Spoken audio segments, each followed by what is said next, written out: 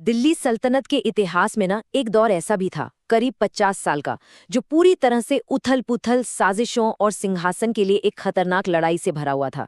तो चलिए आज इसी दिलचस्प और तूफानी दौर की कहानी में थोड़ा गहराई से उतरते हैं। तो सवाल ये उठता है कि आखिर सत्ता पर काबिज रहने के लिए क्या चाहिए? एक ऐसी रानी जो सारी परंपराओं को तोड़कर आगे बढ़े, या फिर एक ऐसा शातिर रणनीतिकार जो सत्ता पाने के लिए किसी भी हद तक जा सकता हो? देखिए, ये कहानी दो बिल्कुल अलग तरह के शासकों की है। एक तरफ है रजिया सुल्ताना और दूसरी तरफ गयासुद्दीन बलबन। तो कहानी की शुरुआत करते हैं और सबसे पहले बात होगी रजिया सुल्ताना की। एक ऐसी शख्सियत जिन्होंने, आप कह सकते हैं, पहले दिन से ही उस वक्त की पूरी व्यवस्था को चुनौती दे डाली। अब देखिए, रजिया ने अपनी सत्ता को जताने के लिए जो किया ना, वो उस जमाने के हिसाब से किसी क्रांति से कम नहीं था। उन्होंने सिर्फ पर्दा प्रथा को ही नहीं छोड़ा, बल्कि मर्दों की तरह शाही लिबास पहनना शुरू कर दिया। मतलब कुबा यानी कोट और कुलाह यानी टोपी पहनकर खुले दरबार में बैठने लगी। जरा सोचिए, ये कितना बड़ा और साहसी कदम रहा होगा। इतना ही नहीं, उन्होंने अपने नाम के सिक्के भी ढलवाए और खुद को सुल्तान कहलवाया। ये एक तरह से उनका ऐलान था कि वो किसी की बेटी या प्रतिनिधि नहीं, बल्कि खुद एक शासक हैं। लेकिन एक औरत का सुल्तान बन जाना, ये बात ताकतवर तुर्की अमीरों के गले बिल्कुल नहीं उतर रही थी। ये वो लोग थे जो मानते थे कि सल्तनत की असली ताकत तो वही है। जैसा कि यहाँ दिख रहा है, वजीर जुनैदी से लेकर लाहौर और भटिंडा के गवर्नर तक, मतलब दुश्मनों की एक पूरी की पूरी फौज उनके खिलाफ खड़ी हो गई थी। और बस यहीं से साजिशों का जाल बुनना शुरू हो गया। उस दौर के एक बहुत बड़े इतिहासकार थे मिन्हाजुस सिराज। उनकी ये एक बात उस समय की सोच को एकदम साफ साफ दिखा देती है। वो कहते हैं कि रजिया में एक बादशाह के सारे गुण थे, लेकिन सिर्फ इसलिए कि वो एक महिला थीं, उनके वो सारे गुण बेकार थे। और सच पूछिए तो यही उनकी सबसे बड़ी चुनौती थी। और आखिरकार वो वही जिसका डर था। इन विद्रोही सरदारों की साजिशें कामयाब हो गई। सिंहासन को वापस पाने की रजिया की जो आखिरी कोशिश थी, वो भी नाकाम रही और अक्टूबर 1240 में उनकी हार हुई और फिर उनकी हत्या कर दी गई। तो इस तरह एक बेमिसाल सुल्तान का तो अंत हो गया, लेकिन सल्तनत में एक ऐसी अस्थिरता की शुरुआत हुई जो खत्म होने का नाम ही नहीं ले रही थी। तो अब कहानी के अगले पड़ाव पर चलते हैं, देखते हैं कि आगे क्या होता है। देखिए, रजिया की मौत के बाद तो दिल्ली का सिंहासन मानो एक खेल का मैदान बन गया। एक ऐसा मैदान जहां सुल्तान तो सिर्फ नाम के लिए थे, असली खिलाड़ी तो तुर्की अमीर थे। रजिया के बाद अगले कुछ साल तो आप कह सकते हैं कि एक तमाशा ही चल रहा था। एक के बाद एक 3 कमजोर सुल्तान गद्दी पर बैठे। पहले बहराम शाह, फिर मसूद शाह और उनके बाद नासिरुद्दीन महमूद।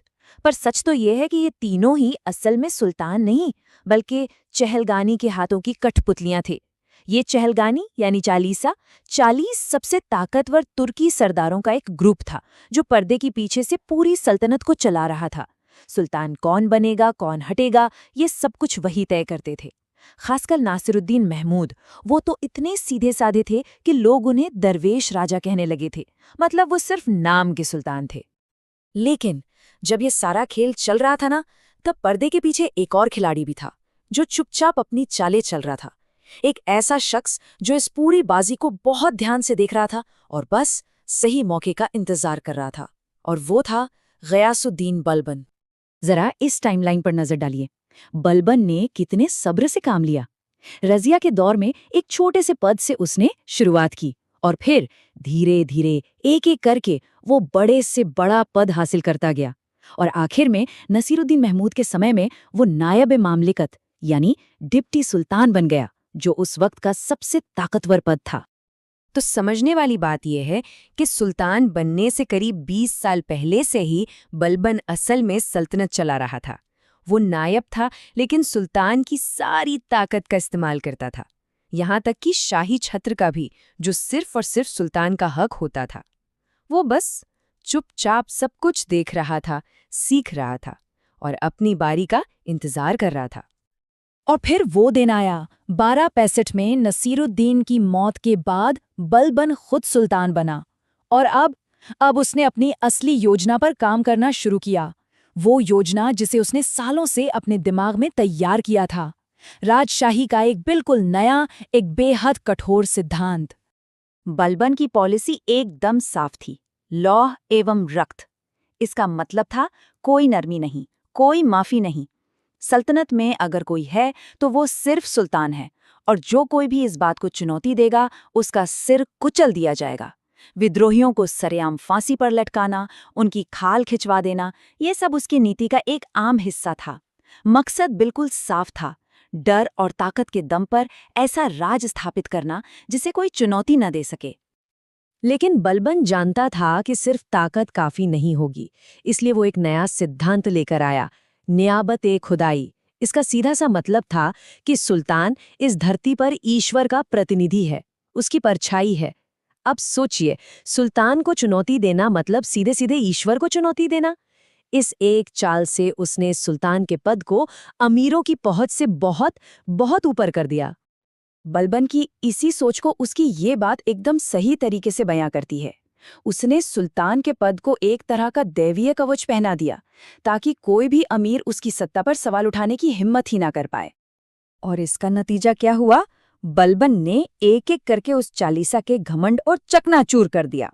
हाँ, वही तुर्की अमीर जिन्होंने रजिया को मरवाया था और दशकों तक सुल्तानों को अपनी उंगलियों पे नचाया था।